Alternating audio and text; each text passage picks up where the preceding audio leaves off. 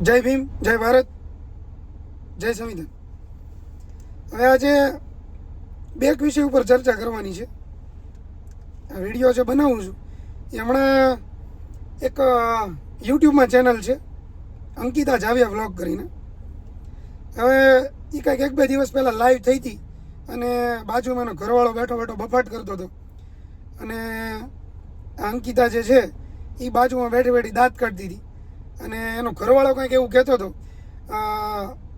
જાતિ વિષયક અને ગેરબંધારણીય શબ્દો બોલ્યો હતો. અને પછી એવું કહેતો હતો કે જે તોડવું હોય તોડી લ્યો, અને જો દલિત હો તો 575 વખત જે તોડવું હોય તોડી લ્યો.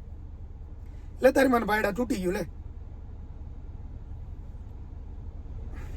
ભાયાવદર પોલીસ સ્ટેશનમાં ફરિયાદ દાખલ થઈ, બરાબર, અને ધરપકડ થઈ. હવે આજે અંકિતા જાવિયા છે એને ફેમસ થવું છે એટલે વ્લોગ ચેનલ ચલાવે છે, બરાબર, એટલે એના ઉપર વિડીયો બનાવી એટલે એ થોડીક ફેમસ થઈ જાય, બરાબર. અને બીજો છે એક કથાકાર ચંદ્ર ગોવિંદ દાસ, બરાબર, બહુ મોટું નામ છે, મોટું અને ભારે, બરાબર. હવે બે વિશે વાત કરવાની છે. હવે આ ઓલી 2 દિવસ પહેલાં લાઈવ થઈ ને એટલે હવે એ કંઈક ગમે એ વિષય ઉપર લાઈવ થાય છે, એનો વિષય છે શું છે શું નહીં કાંઈ ખબર નથી બહુ એટલી બધી ડિટેલમાં, પણ લાઈવ થઈ અને આખું પરિવાર એમાં બફાટ કરતો જ, બીજું કાંઈ એમાં લેવાનું છે નહીં, બરાબર. એ આજે જે મારું પોસ્ટર છે થંબનેલમાં ડાબી બાજુ જે મોટું પતલું છે એ અંકિતા જાવિયા અને એનો ઘરવાળો, એ બે વરબાયડી છે, અને જમણી બાજુ જે છે એ ઓલો કથાકાર ચંદુ એટલે કે ચંદ્ર ગોવિંદાસ, બરાબર. હવે આ મોટું પતલું 2 દિવસ પહેલાં બફાટ કરતા હતા એટલે એની માથે ફરિયાદ થઈ ગઈ, બરાબર. અત્યારે હું નહીં રહી હોય, જામીન ગોતતા હશે. હવે કોઈક જામીન થાય ને પછી કંઈક ભેગું થાય. અત્યારે લીંડા વેરાઈ ગયા છે, બરાબર, કે આમાં કેટલી વિશે હો થાય હવે એ નહીં ખબર પડે. હવે માફીઓ માગતી ફરશે, પેળાની જેમ દાંત કાઢતી હતી, બરાબર, અને ઓલો મોટા મોટા ફાંકા મારતો હતો દલિત હોય 575 વખત તોડી લેજો. હવે તૂટી ગયું, હવે માફીઓ માગતી ફરશે, બે વરબાયડીયું બે માફી માગતી ફરશે, બરાબર. અને ઓલો ચંદુએ જોકે બફાટ કર્યા પછી માફી માગી લીધી, પણ આ ચંદુ એની એક કથામાં એવી વાત કરતો હતો કે સંવિધાન જેણે લખ્યું, બરાબર, એ મૂર્ખ કહેવાય, સરકાર મૂર્ખ કહેવાય, બરાબર. તો તારી મને ભાયડા તું કોક દી કથા કરવા જા અને તને પૈસા આપે ને તો તું ફરિયાદ કરવા ન જાતો, તું તારા ધર્મને તારા માતાજીને દેવી દેવતાને કહેજે પૈસા કઢાઈ દે. પછી પાછું એવું કહેતો હતો કે સંવિધાનમાં એવો અધિકાર આપવામાં આવ્યો છે કે જો તમારા દીકરા દીકરી એની મરજીથી લગ્ન કરી લે તો તમે એનું કાંઈ ન કરી શકો. એટલે આ ભળવાનો કહેવાનો મતલબ એમ છે ઇનડાયરેક્ટલી કે કદાચ એની મરજીથી લગ્ન કરી લે તો આપણે એને આપણી રીતે એનો રસ્તો એનો નિકાલ કરી નાખાય, બરાબર. એટલે આવા હલકી માનસિકતાવાળા દીકરા દીકરીઓને કાંઈ ઊંધું પગલું ન ભરાવે એ માટે થઈને જ કાયદો બન્યો છે 18 વર્ષની ઉંમરે પોતાની મરજીથી લગ્ન કરી શકે એ માટે થઈને જ કાયદો બન્યો છે. નકર તમારી જેવા હલકી માનસિકતાવાળા લુખાવ, બરાબર, એ 10-10 વર્ષની ઉંમરે છોકરીઓને લગ્ન કરાવી દેતા હતા, બરાબર. પણ આ કાયદાની જે કાંઈ પણ તાકાત છે આ કાયદાના હિસાબે તમે લોકો એવું નથી કરી શકતા. એટલે હવે તમને નીચાના ભાગે થોડીક બળતરા આવે છે, બરાબર. એટલે સ્વાભાવિક છે કદાચ તમને બળતરા થતી હશે, બરાબર. પણ એ જે કાયદો છે એ કાયદો કંઈક વિચારીને બનાવવામાં આવ્યો હોય, બરાબર. તમારી જેમ ઠોકમ ઠોક ન કરી હોય કે 8 વર્ષે લગ્ન કરાવી નાખવાના, 10 વર્ષે કરાવી નાખવાના, 12 વર્ષે કરાવી નાખવાના.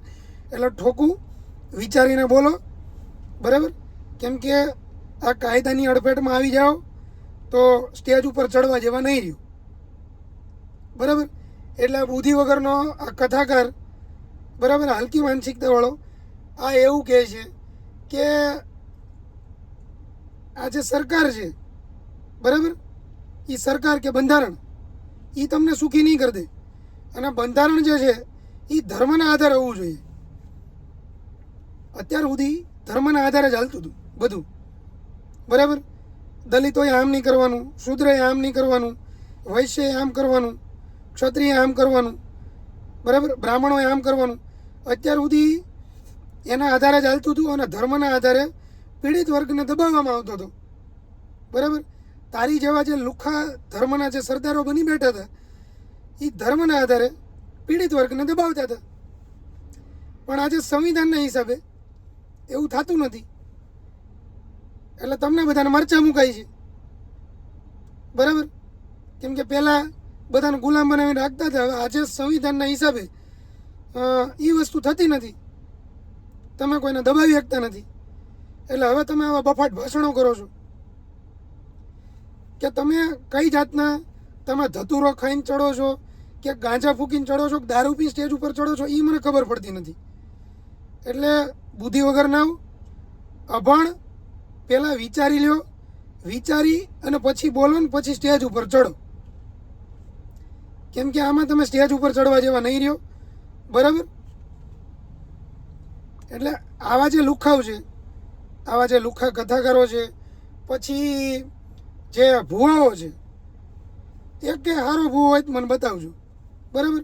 કોઈ એમ કહેતું હોય સારો ભૂવો હોય અને માતાજી હારે વાતું કરતો હોય, બરાબર, તો મને બતાવજો.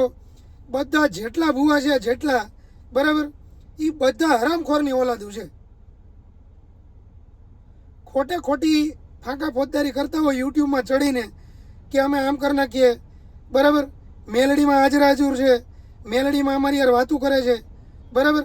તો તમે તમારી મને ભાડાવ તો તમે કામ ધંધો હું લેવા કરો છો? મેલડીમાં કહ્યું ને તમારા ઘરમાં ખાધા ખોરાકી ભરી દે, બધી દાણા મેલડીમાં ભરી દે. હારા નાના મેલડીમાંના નામે ભગવાનના નામે ધતિંગ કરો છો, લુખ્ખા ભુવાઓ હારા નાના. નકરી ફાંકા ફોજદારી કરવાની, નકરી ફાંકા ફોજદારી કરવાની. અને પાછા યુટ્યુબમાં ચડીને ગાળું બોલશે, માતાજીના નામની વાતું કરશે, ભુવા બનશે અને પાછા યુટ્યુબમાં કોકની બહેનોને કોકની દીકરીઓને ગાળું દેતા હોય, શિનાળવા કરતા હોય, દારૂ પીતા હોય અને એ પાછા એમ કહેતા હોય કે અમે માતાજીના ભુવા છીએ. એટલે તમારી મને ભાઈડાવ, થોડીક શરમ કરો, થોડીક શરમ કરો.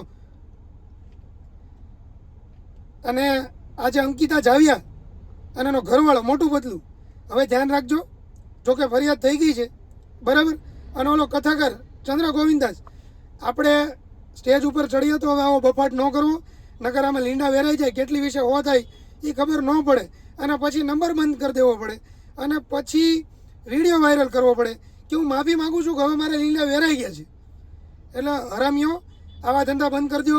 અને આ જે ભૂવા છે એ આવા બધા ધંધા બંધ કરી દો માતાજીના નામે, બરાબર. અને કોઈ ક્યાંય એવો મોટો એવો ક્યાંય ભૂવો હોય અને એની યાર માતાજી હાજર હાજર વાતું કરતી હોય તો મને જરાક ફોન કરજો, બરાબર. 7201-019-019 અમારા નંબર છે, એટલે ફોન કરજો, બરાબર. એટલે ખબર પડે કે કેટલાક તમે સાચા છો કે પછી તમે માતાજીના નામે ધતિંગ કરો છો. ખોટે ખોટા ભળવાઓ માતાજીના નામે હાલી નીકળે છો, બરાબર. અમે આમ કરીએ છીએ ને તેમ કરીએ છીએ ને અમારો કોક ચાળો લે એટલે માતાજીનું આમ કરી નાખે. એટલે ભળવાઓ ગાળું બોલવાનું બંધ કરી દો અને સાનામાના કામ ધંધે ચડી જાઓ. જે તમે તમારી દાડીઓ કરતો હોય દાડીઓ કરો, બરાબર. જેને લાગુ પડતું હોય વટથી માથે ઓઠી લેજો, બરાબર. જય ભીમ, જય ભારત, જય સંવિધાન.